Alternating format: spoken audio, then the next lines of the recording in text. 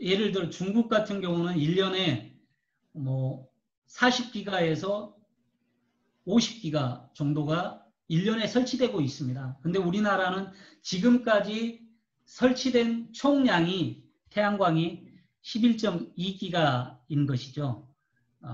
풍력 등을 합쳐봐야 12.7기가밖에 안 되는 상황이었습니다. 그런데 2025년까지 42.7기가로 약 30기가 정도를 확대하겠다라는 것은 지금 업계와 시장에 아주 대단히 긍정적인 신호로 작용을 하고 있습니다. 그리고 일자리 창출, 양극화에서 사회 안전망 확대, 즉 정의로운 전환을 천명한 것도 저는 상당히 긍정적으로 보고 있습니다. 또한 이제 5대 그린 뉴딜 사업의 하나인데요. 사실 교육 공간, 교육 현장이 바뀌는 것이 저는 대단히 중요하다고 생각을 합니다. 결국은 기후위기는 우리 국민들의 인식 변화에 기반하지 않으면 달성할 수 없는 것이거든요. 그렇지만 좀 아쉬운 부분이랄까요? 한계 부분들도 저는 좀 있다고 생각을 합니다. 예를 들면 이 중장기적인 구체적인 탄소 저감 목표가 제시되지 않았습니다. EU를 비롯해서 기후위기에 대응을 하려는 많은 나라가 사실은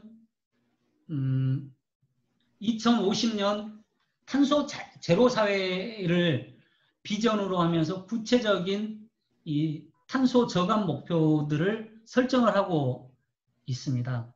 근데 우리나라는 그에 대한 이 구체적인 탄소 저감 목표가 설정되어 있지 않습니다. 이것 때문에 사실은 기후위기에 적극적으로 대응하려고 하는 나라들과 이 단체, 시민사회로부터 약간의 의구심, 의혹의 눈초리를 받고 있는 것도 사실입니다.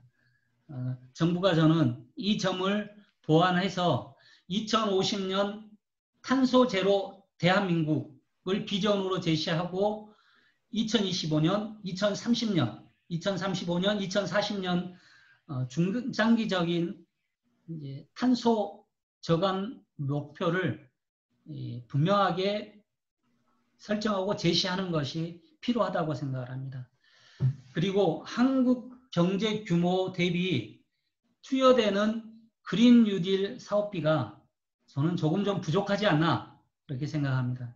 예를 들면 미국은 2,000조를 그린 뉴딜에 투입하겠다라고 하고 있습니다. EU도 1,300조. 근데 우리나라는 73조 4천억이죠. EU와 우리나라 경제 규모 차이가 한 10배 정도 차이가 납니다. 그럼 만약에 액면 그대로 비교를 하면 우리나라도 약 그린 뉴딜에만 130조 정도는 투자를 해야 되는 거죠. 최소 130조. 근데 우리나라처럼 재생에너지 규모가 작고 에너지 해외 의존도가 대단히 높은 나라이기 때문에 사실은 EU에 비해서 훨씬 더 많이 투자를 해야 되는 것이죠. 그러면 이제 필자 생각에는 우리나라가 그린 뉴딜에 최소 200조 정도는 투자해야지 정부가 기대하고 있는 이 안정적인 녹색 산업으로의 전환을 통해 세계 재생에너지 산업을 선도하는 세계 경제 선도국으로 되어갈 수 있는 기반이 마련될 수 있다. 이렇게 저는 좀 보고 있습니다.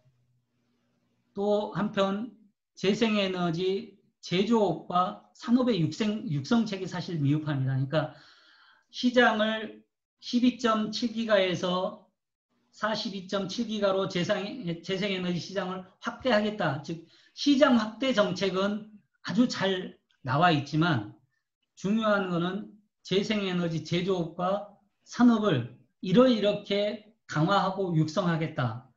이런 구체적인 방법과 정책이 좀 부족합니다.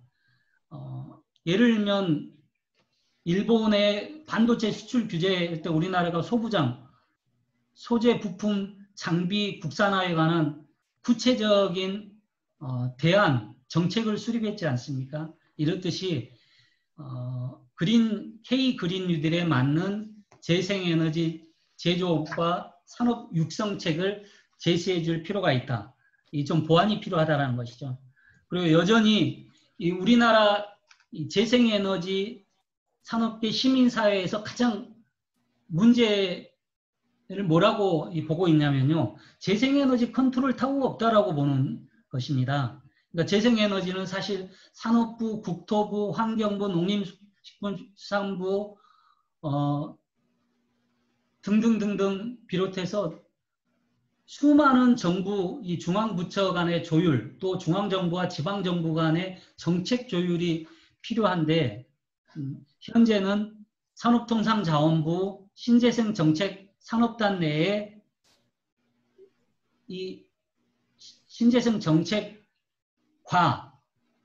여기가 실제적인 재생에너지 컨트롤 타워 역할을 하고 있는 상황입니다. 이렇기 때문에 재생에너지 관련해서 수많은 이 민원들 그리고 부처 간의 또 지방정부와의 이 정책 조율이 안 되고 있고 이 난맥상을 보이고 있는데 이를 위해서는 대통령 직속의 재생에너지 컨트롤 타워 구축이 필요하다라는 게 업계와 시민사회의 일관된 어떤 요청사항이었습니다. 그렇다면 저는 이번 그린 뉴딜을 통해 재생에너지